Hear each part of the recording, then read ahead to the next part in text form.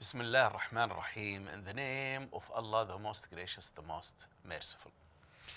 We talked before about the story of Adam and Eve in the Garden of Eden, and then about Prophet Noah, Nuh alayhi wa ala nabiyina as-salatu was-salam. Today we will talk about Ibrahim, Abraham. Peace and blessings of Allah be upon him. Ibrahim was born,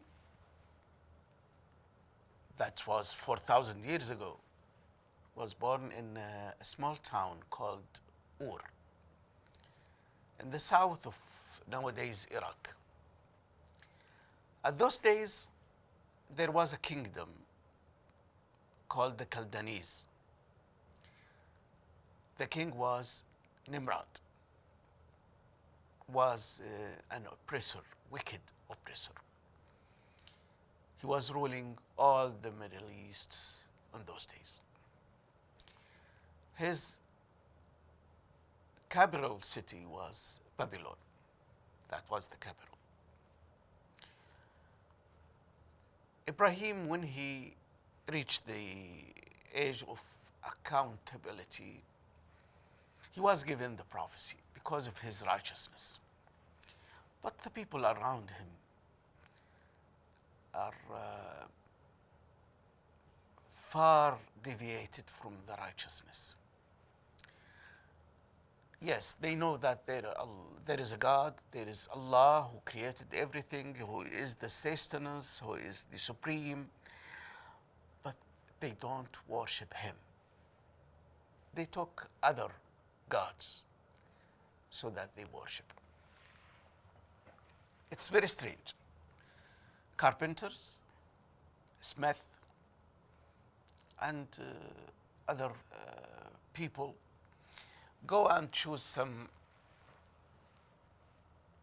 wooden material, a branch of a tree, a clay, stone, whatever. And then they will shape it like, it looks like, for example, a human being. Not 100%. They put eyes and sometimes they forget to put the nose or the mouth. But at least it looks somehow like a human being. And then they will say that this is God. They will worship this God and ask him to give them rain, agriculture, sons, wealth, whatever it is. After they make it, they will take it to the shops and then they will start to sell. Customers will come and then they will ask them, what God you want? Is it for rain or for agriculture or for offspring? What do you want it for? So the customer will say whatever he wants. So they will give him the suitable God. Oh, this is suitable for this. But remember, when you worship this God, if he doesn't listen to you, this means you have to slaughter a calf or a goat or sheep, whatever it is. Nonsense. No wisdom. People totally ignorant. People were totally ignorant about their God and their religion. And this is very dangerous because we are not living in this life alone. There is another life. That's the most important. It is eternal. So they will lose this eternity. Now, in the contrary, they will go to the hellfire. Ibrahim, peace and blessings of Allah upon him, he asked his people and his father. Father was among them. He asked them, what are you doing? What is this? Is it the people creating gods, making gods, then gods are sustaining people and give them what they want? What is the logic behind this? They said, well, Ibrahim, this is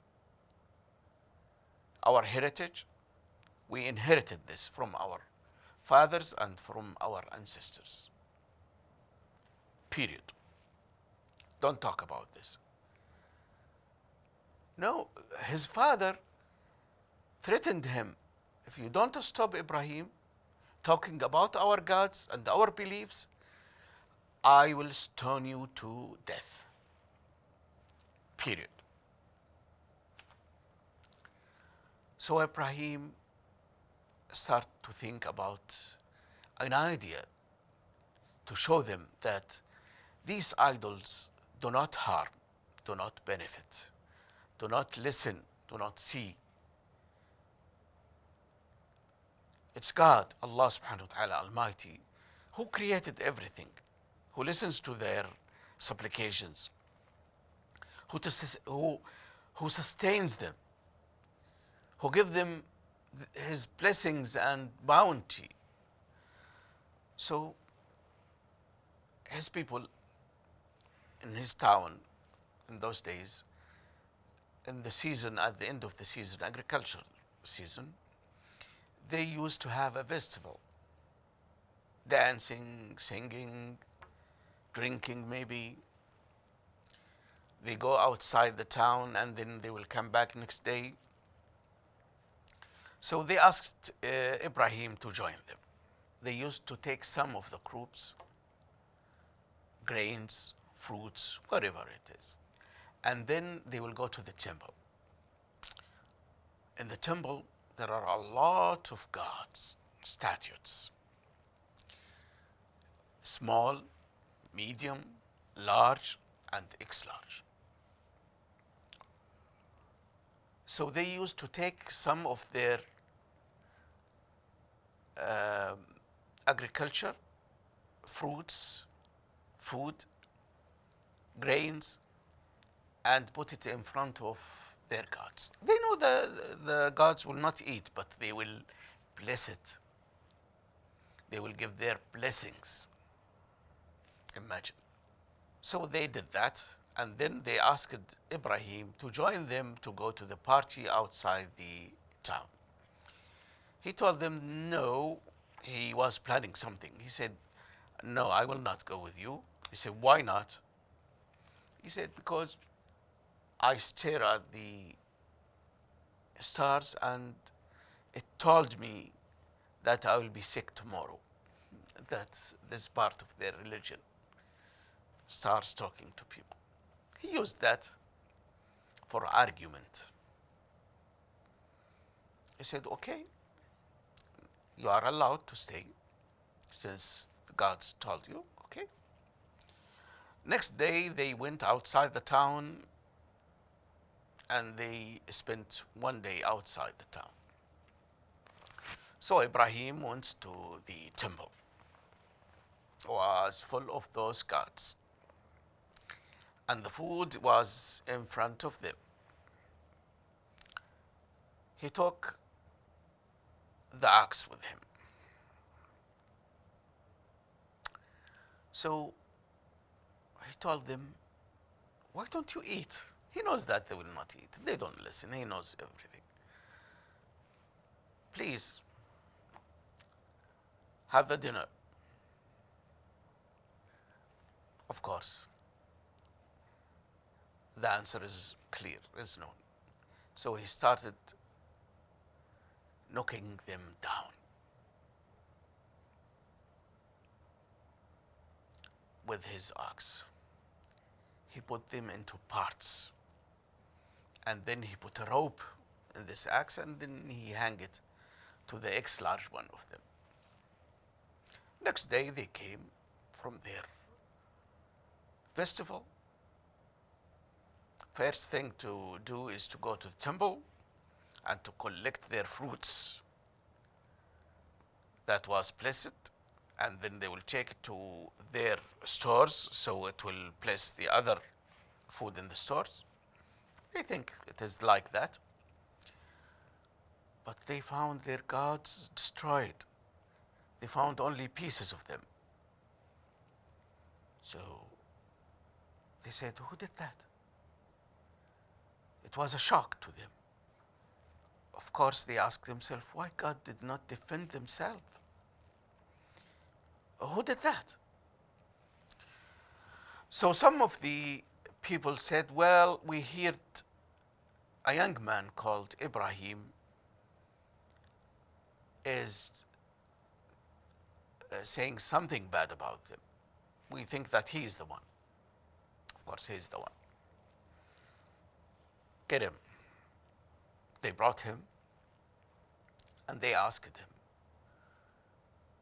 did you do that to our gods? He said, no, look to the X large one. He is the one. Ask him. He will hear you, and then he will talk, and he will tell you why did he damage others. Ask him. Now, they said, you know, Ibrahim, that they don't talk, they don't listen, they don't, you know, Ibrahim. He said, yes, I know, but you don't know yourself.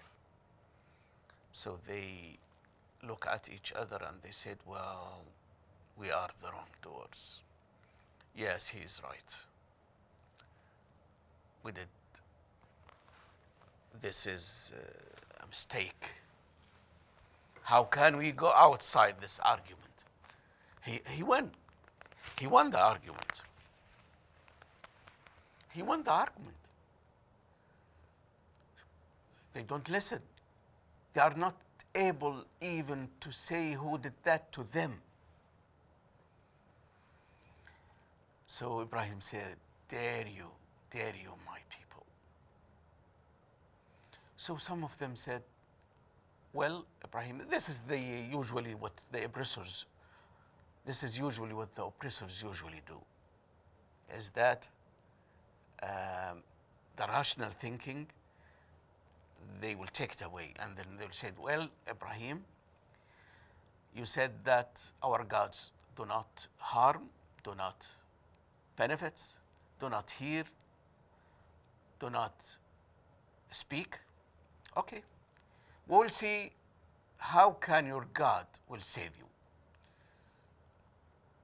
We will burn you. So we will burn you, and we'll see whether your God will save you, whether your God will hear you, will hear your supplication, whether your God will help you and save you. So they gathered a big amount of wood and they decided to burn him. He supplicated to God, he prayed to God to save him of this tournament. God saved him. This is written in Quran, and we know as Muslims, we know about it.